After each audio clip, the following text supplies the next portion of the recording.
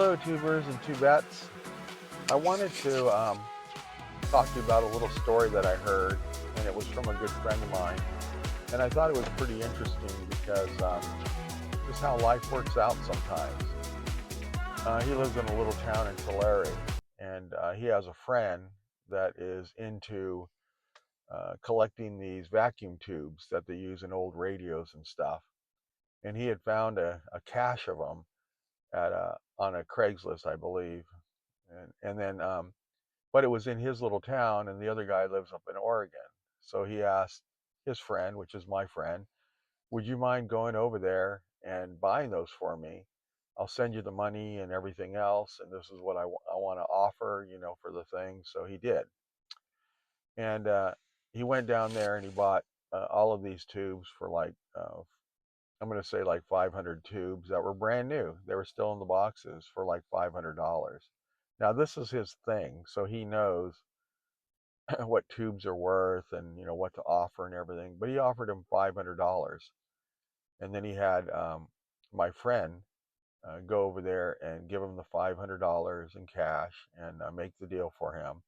And then he ended up taking all these tubes, 500 of them, and he took them back to his house. And then the guy came down from Oregon and picked them up, and he was super happy.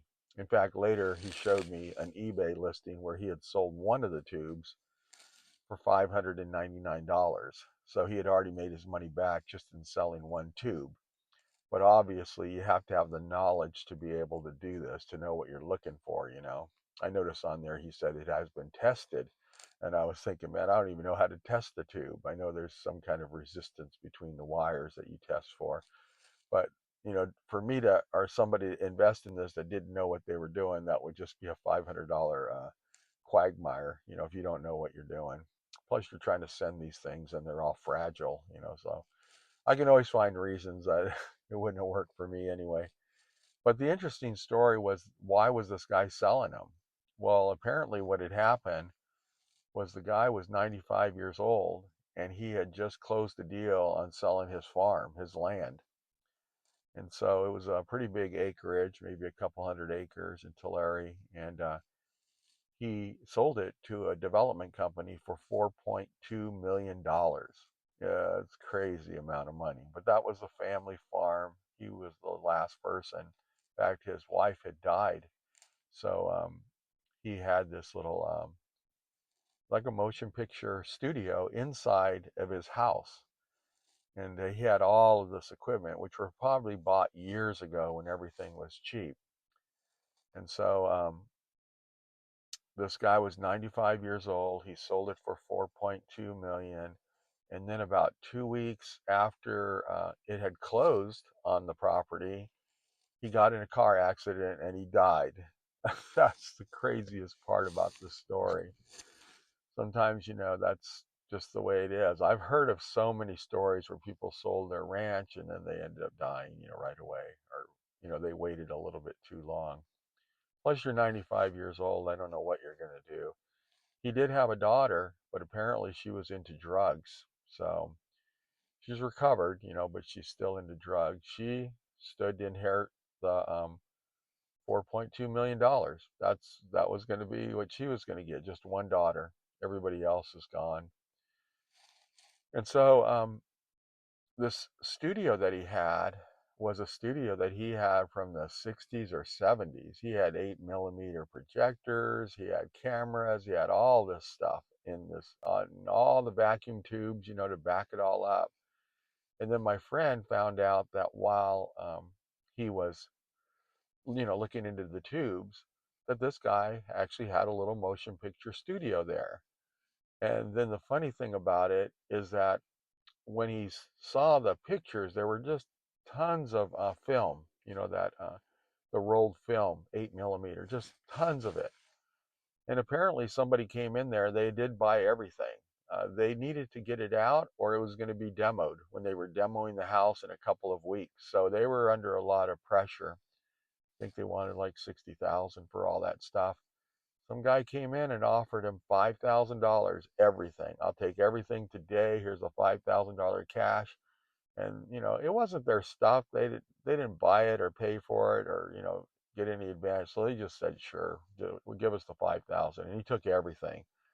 And it's supposedly worth a couple 100,000 because, this is rare, rare motion picture stuff.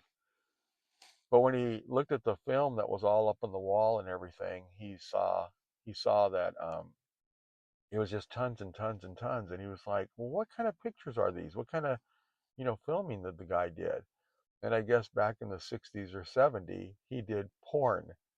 So these are all porn videos. And I was telling my friend, I go, yeah, there are probably some people that want to do that, but I don't know if you want to be known as a porn distributor, of antique porn. But I guess the guy ended up buying everything in that thing for $5,000, and maybe they'll make a windfall on it. Maybe they want to use it. Maybe they want to, I don't know, create a channel where they just do porn. But I know me personally, I could never do that because I would not want people at my church to find out about it, and plus I don't have any interest in it. But um, I thought it was an interesting story about a guy who maybe waited too long.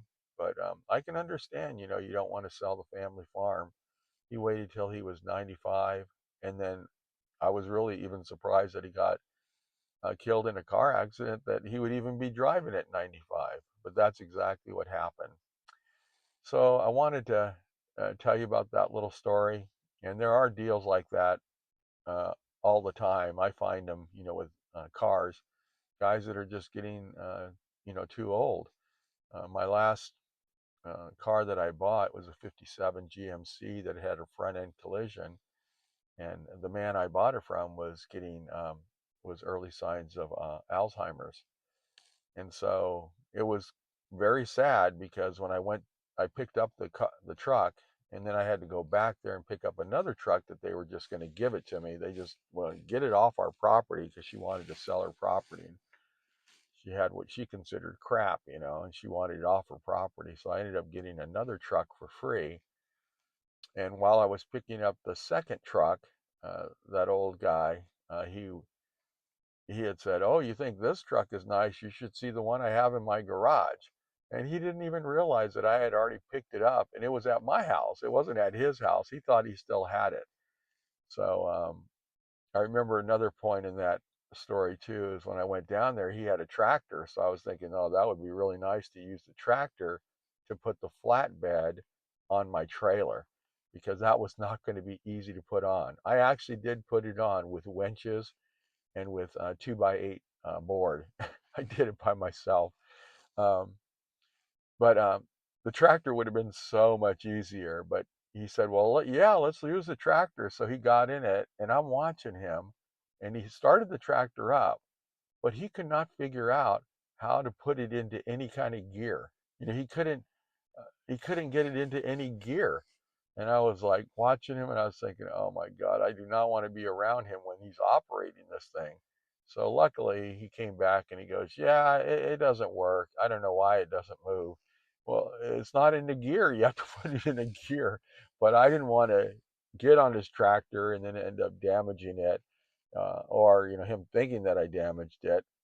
I know there was a little thing where I think he thought that I might have broke his fence because he mentioned it, but that fence was already broke when I drove up there. But how can he remember it?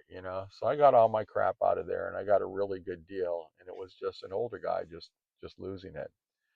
So um, there are deals out there like that, and I'm not saying to take advantage of people, but you take advantage of a situation because she really was happy to get that stuff off of her property. So anyway, thank you very much. Thank you about listening to that old guy that did porn in the 60s or 70s. And I hope you guys have a great day. Hope you enjoyed the story. Thank you much, and have a great day. Bye-bye.